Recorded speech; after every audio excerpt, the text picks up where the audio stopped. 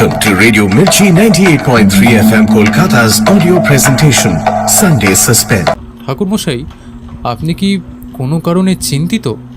আশা করো না বিভূতি, বৃষ্টি এখন হবে না।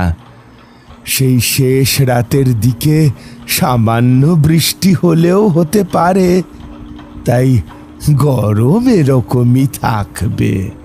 তো ঠাকুরমশাই, আপনার হাতে ওটা কি? এটা একটা চিঠি পাঠিয়েছে দেউলপুরার জমিদারের একমাত্র ছেলে মৈনাক চৌধুরী। বলতে পারো এটা একটা নিমন্ত্রণ পত্র। আমাকে একবার দেউলপুরায় যাওয়ার জন্য অনুরোধ করেছে। জমিদার মানবেন্দ্র চৌধুরীর একমাত্র ছেলে মৈনাক চৌধুরী। বাহ, আরে এ তো খুব ভালো কথা। কিন্তু নিমন্ত্রণপত্র পেয়ে আপনি এত চিন্তায় পড়ে গেছেন কেন? চিন্তায় পড়ে গেছি কারণ এই চিঠি পাওয়ার পর আমার মনে একটা বিশেষ অনুভূতির সৃষ্টি হয়েছে। মনটা কেমন যেন একটা অশুভ ইঙ্গিত দিচ্ছে।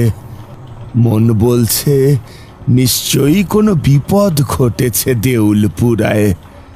যদিও কোনো বিপদের বিষয়ে একটা শব্দেরও উল্লেখ এই চিঠিটায় অন্তত নেই, নিছকই একটা নিমন্ত্রণ পত্র এটা। আর আশঙ্কার ব্যাপারটা আমার অনুমান মাত্র। মানবেন্দ্র চৌধুরী আমার পূর্ব পরিচিত, তবে তার সাথে যখন আলাপ হয়েছিল তখন সে নিতান্তই এক যুবক। বয়স খুবই কম ছিল তার, তবে এখনো মনে আছে সে ছিল অসাধারণ রূপবান আর ভদ্র স্বভাবের মানুষ। বাবার মৃত্যুর পর সে তখন সদ্য জমিদার হয়েছিল। গয়ায় প্রেতশিলায় মৃত বাবার পিণ্ডদান করতে গিয়েছিল সে তাদের বংশের পুরোহিত সর্বেশ্বর ঠাকুরের সাথে। সর্বেশ্বর ঠাকুর আমার পূর্ব পরিচিত ছিলেন, আর আমি তখন এক অঘরীর সাথে গয়ারই এক স্থানে গিয়েছিলাম বিশেষ একটা সাধনায় সিদ্ধি লাভ করতে। ওখানেই প্রথম পরিচয় হয়েছিল মানবেন্দ্রর সাথে। ও আচ্ছা আচ্ছা, তা সেই গয়ায় দেখা হওয়ার পর কি আর দেখা হয়নি আপনাদের? তারপরও 2-3 বার দেখা হয়েছিল। খুব সত্যি বলতে কি, কেন এমন মনে হচ্ছে তার সঠিক কারণ আমার জানা নেই। তবে আজ বহুদিন পর মানবেন্দ্রর ছেলে হঠাৎ চিঠি লিখে ডেকে পাঠিয়েছে, এই বিষয়টাতেই আমার খটকা লাগছে। তারানাথের কথা শেষ হওয়ার আগেই চা, বিস্কুট আর কিছুটা নিমকি প্লেটে সাজিয়ে নিয়ে এলো চারি। চায়ের কাপে বেশ বড় একটা চুমুক দিয়ে কিশোরী বলতে লাগলো, আপনার মনে যে বিপদের আশঙ্কাটা জাগছে, যদি সেরকম সত্যি কিছু হয় তাহলে তো আপনি সহজেই সেসবের সমাধান করতে পারবেন। আপনার মহান তন্ত্র ক্ষমতার উপর আমাদের সম্পূর্ণ ভরসা আছে। বিপদের সম্মুখীন হলে তার সমাধানও করতে হবে বই কি। আমি আসলে বুঝতে চেষ্টা করছিলাম কি এমন ঘটেছে সেখানে। যাই হোক, আগামী পরশুই যাব ঠিক করেছি। তোমরাও সকাল সকাল চলে এসো তবে। যদিও আমার এর মধ্যে কোনো ছুটি নেই, তবে দেউলপুরার মনোরম সৌন্দর্য উপভোগ করার জন্য কয়েকদিনের ছুটি আমি নিয়েই নেব। হ্যাঁ, আমিও সেটাই করব। পরশু সকালবেলায় চলে আসবো এখানে, একসাথেই বেরোনো যাবে। চা, বিস্কুট, নিমকি শেষ করে দেউলপুরা নিয়ে আরও কিছুক্ষণ টুকটাক কথাবার্তা বলে আমরা বেরিয়ে পড়লাম। শুকনো ছাতা নিয়েই বাড়ি ফিরলাম অবশ্য। এক ফোঁটাও বৃষ্টি হলো না। ঠাকুরমশাইয়ের কথা মতো সামান্য বৃষ্টি হলো মাঝরাত থেকে। প্রবল ঝড় জলের রাত, গোটা গ্রামটা ঘুমিয়ে আছে। বড় বড় গাছগুলি প্রকাণ্ড দৈত্যের মতো বৃষ্টিতে ভিজছে। গুড়গুড় শব্দে বিদ্যুৎ চমকাচ্ছে। গ্রামের জলাশয়ের পাশে ডাকছে ব্যাঙের দল। শো শো শব্দে বইছে ঝোড়ো বাতাস, আর সেই ঝোড়ো বাতাসের সাথে ভেসে এলো একটা অট্টহাসি। সে হাসি শুনলে বুকের রক্ত ছলকে ওঠে যেন। এই প্রবল দুর্যোগের মধ্যেও এক হতভাগ্য গ্রাম্য লোক হেঁটে আসছে একটা দিঘির পাড়ে। আশ্চর্যের বিষয় হলো, লোকটির দুই চোখ সম্পূর্ণ বন্ধ। ধীরে ধীরে লোকটি দিঘির পাড়ে এসে দাঁড়ালো। হঠাৎ অন্ধকার ফুঁড়ে বেরিয়ে আসে দুটি নখযুক্ত হাত। ওই হাত দুটি লোকটি টুটি চেপে ধরল। তবে অবাক কাণ্ড হলো একটাই, লোকটির মুখের কোনো পরিবর্তন হলো না, কারণ সে বোধহয় ঘুমিয়ে আছে। সে বুঝতেও পারল না এই ঘুমটাই তার শেষ ঘুম। ওই নখরযুক্ত হাতটা লোকটির মাথা ধরে একপাশে ঘুরিয়ে দিল। মট করে একটা শব্দ। লোকটির দেহটা কিছুক্ষণ মৃত্যু যন্ত্রণায় দাপাদাপি করে স্থির হয়ে গেল চিরতরে। আকাশ বাতাস কাঁপিয়ে শোনা যায় এক বীভৎস অট্টহাসি।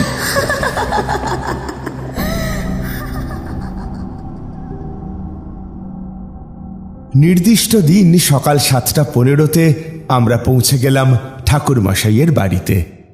আর আমরা সেখানে পৌঁছনোর আগে থেকেই তৈরি হয়ে অপেক্ষা করছিলেন তারানাথ। কাঁধে একটা ঝোলা নিয়ে বেরিয়ে এলেন তিনি। আমাদের সাথেও ছোট একটা ব্যাগ ছাড়া আর কিছু ছিল না। দুর্গা নাম স্মরণ করে বেরিয়ে পড়লাম আমরা দেউলপুরার উদ্দেশ্যে। হাওড়া স্টেশনে বা ট্রেনে বিশেষ কোনো ঘটনা ঘটল না। নির্দিষ্ট সময় আমরা মধুপুর জংশনে নামলাম।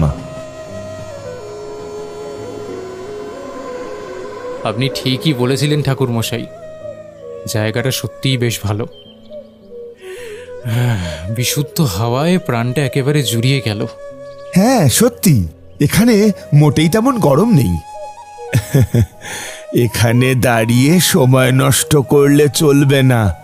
স্টেশন থেকে বেরিয়ে ভ্যান ভাড়া করতে হবে, নয়তো দেরি হয়ে যাবে পৌঁছোতে। ভ্যান সবসময় পাওয়া যায় না তো এদিকে। হ্যাঁ হ্যাঁ, চলুন চলুন। তবে স্টেশনের বাইরে এসে দেখলাম ঠাকুরমশাইয়ের দুশ্চিন্তা অমূলক। স্টেশন থেকে বেরোতেই দেখা গেল অসংখ্য ভ্যান গাড়ি সওয়ারির অপেক্ষায় দাঁড়িয়ে। শুনলাম ঠাকুরমশাই নিজের মনেই বিড়বিড় করছেন, এদিকে অনেক কিছুরই পরিবর্তন হয়ে গেছে দেখছি। জানি না দেউলপুরার কতটা পরিবর্তন হয়েছে। আমরা সকলেই এসে দাঁড়ালাম ভ্যান গাড়িগুলোর সামনে। প্রথমে ভ্যান চালকের সাথে কথা বলে ভাড়া ঠিক করতে গিয়ে বাধা পেলেন ঠাকুরমশাই।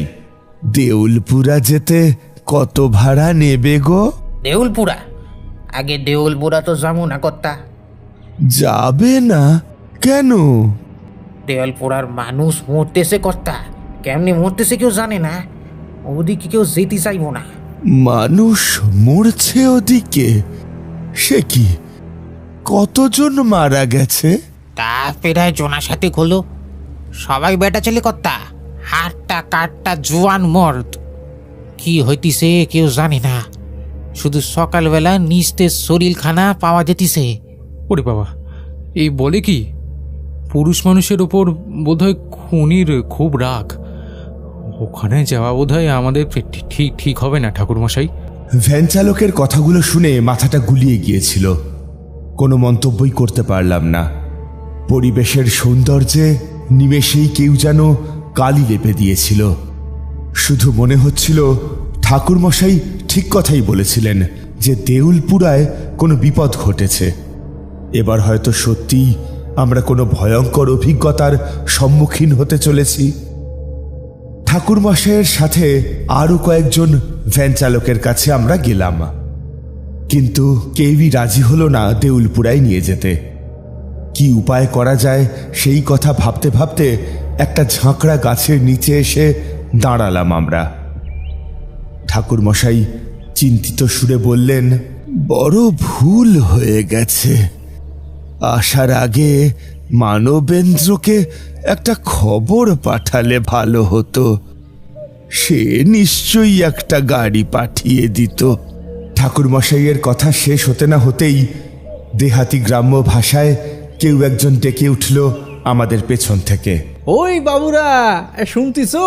তিনজনেই চমকে তাকিয়ে দেখি একজন মাঝবয়সী লোক দাঁড়িয়ে আছে আমাদের পেছনে, তার সাথে একটা সাইকেল টানা ভ্যান গাড়ি। চেহারা দেখে মনে হলো সে একজন ভ্যান চালক। আমাদেরকে বিস্মিত দৃষ্টিতে তাকাতে দেখে সেই ভ্যান চালক বলল, বাবু, আমি আপনাদের দেউলপুরা নিয়ে যেতে পারি। তা কেন, তোমার বুঝি ভয় নেই? ওখানে গেলে তো তোমারও প্রাণটা যেতে পারে, তাই না? না বাবু, আমি অত ভয় পাইনি।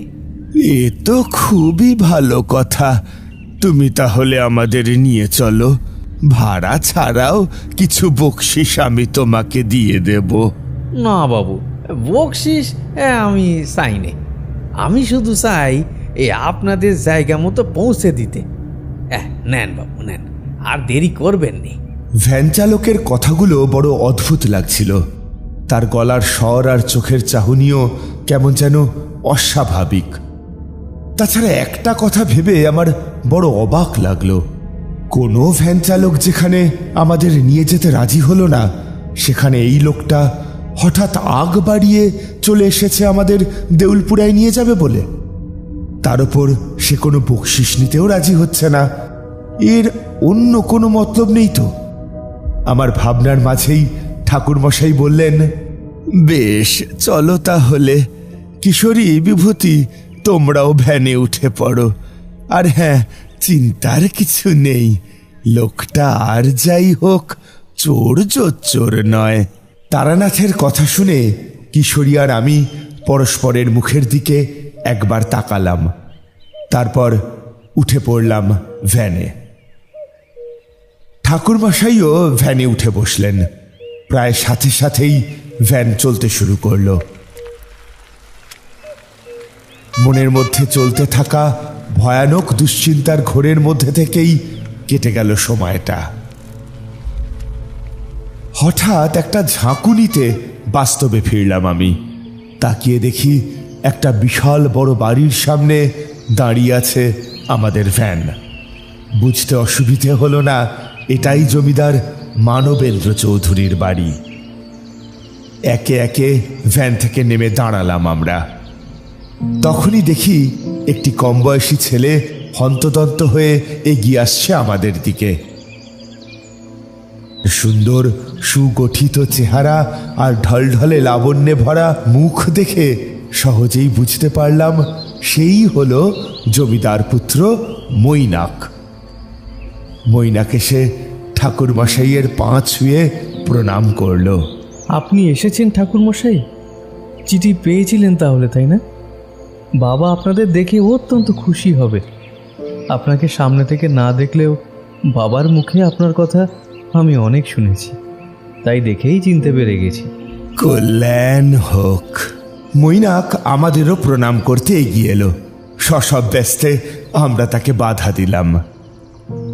তার সাথে একজন বৃদ্ধ কাজের লোকও এসে দাঁড়িয়েছিল।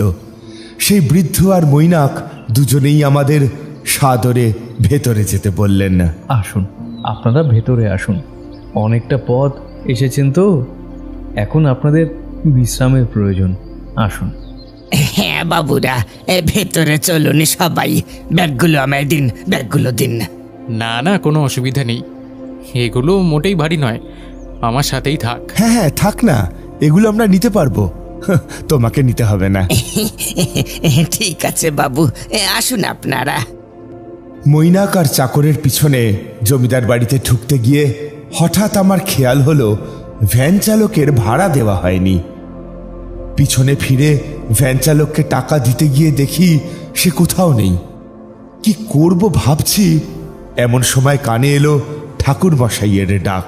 ও অনেকক্ষণ চলে গেছে, ভাড়া না নিয়েই গেছে অবশ্য। ওর চিন্তা বাদ রাখো এখন, আগে ভিতরে চলো। অগত্যা আর কিছু না বলেই আমরা জমিদার বাড়ির ভিতরে পা রাখলাম। হাত পা ধুয়ে জমিদারি আতিথেয়তায় ভর পেট খাওয়া হলো আমাদের। সবটাই নিজে দাঁড়িয়ে থেকে তদারকি করলো মৈনাক। ঠাকুরমশাই অবশ্য যৎসামান্যই মুখে তুললেন। খাওয়া দাওয়া সেরে নরম গদিতে ঘন্টা দুয়েক বিশ্রাম নেওয়ার পর মৈনাক এলো আমাদের ঘরে। আপনাদের বিশ্রামের ব্যাঘাত ঘটালাম না তো? একদমই না, আসুন আসুন, বসুন। আমি তোমার জন্যই অপেক্ষা করছিলাম বাবা। মানবেন্দ্র কেমন আছে? আসার পর থেকে তো ওর সাথে একবারও দেখা হলো না। আসলে বাবা একটু অসুস্থ, তাই আসলে বাবার অসুস্থতার জন্যই আমি আপনাকে এখানে আসতে অনুরোধ করেছিলাম। ছোট থেকেই বাবার মুখে আপনার কথা আমি অনেক শুনেছি। আপনার অসাধারণ ক্ষমতার কথা বাবা সবসময় বলতেন, তাই এবার বাবার এমন অসুস্থতায় সবার আগে আপনার কথাই মনে পড়ল। তাই বাবার ডায়েরি খুঁজে আপনার ঠিকানা বের করে চিঠি লিখেছিলাম। বেশ করেছো বাবা, আমাকে ডেকে তুমি খুব ভালো কাজ করেছো। কিছু একটা যে ঘটেছে সে আমি অনেক আগেই অনুমান করেছিলাম। ঠিক করে বলো তো, কি হয়েছে মানবেন্দ্রর? বাবার কি হয়েছে সেটা আপনি নিজের চোখেই দেখবেন, চলুন। তবে শুধু বাবার অসুস্থতাই নয়, আসলে আমাদের গ্রামে বেশ কয়েক মাস ধরে না কিছু মানুষের অস্বাভাবিক মৃত্যুও ঘটছে, যার কোনো কার্যকারণ খুঁজে পাওয়া যায়নি। আমি চাই আপনি এই সব কিছুই একটু খুঁটিয়ে বিচার করুন, তারপর আপনি যেটা ভালো বুঝবেন করবেন। আমাদের এই দেউলপুরার মানুষেরা যাতে নিশ্চিন্তে হাসি খুশিতে বাঁচতে পারে সেই ব্যবস্থাটুকু একটু করে দিন ঠাকুরমশাই, একটু করে দিন। খেয়াল করে দেখলাম কথার শেষের দিকে মৈনাকের গলা ধরে এলো। বুঝতে পারলাম দেউলপুরা গ্রামটাকে সে অত্যন্ত ভালোবাসে। ঠাকুরমশাই উঠে দাঁড়িয়েছিলেন। মৈনাকের উদ্দেশ্যে তিনি বললেন, চলো আগে মানবেন্দ্রকে দেখে আসি, বাকি কথা পরে শুনব। চলুন ঠাকুরমশাই। আমরা সবাই মৈনাকের সাথে জমিদার বাড়ির ভিতর মহলের দিকে হাঁটতে লাগলাম। মানবেন্দ্রবাবু বিছানায় আধশোয়া হয়েছিলেন। তান্ত্রিক ঠাকুরকে দেখে তড়িঘড়ি উঠতে গেলেন তিনি। ঠাকুরমশাই বাধা দিলেন।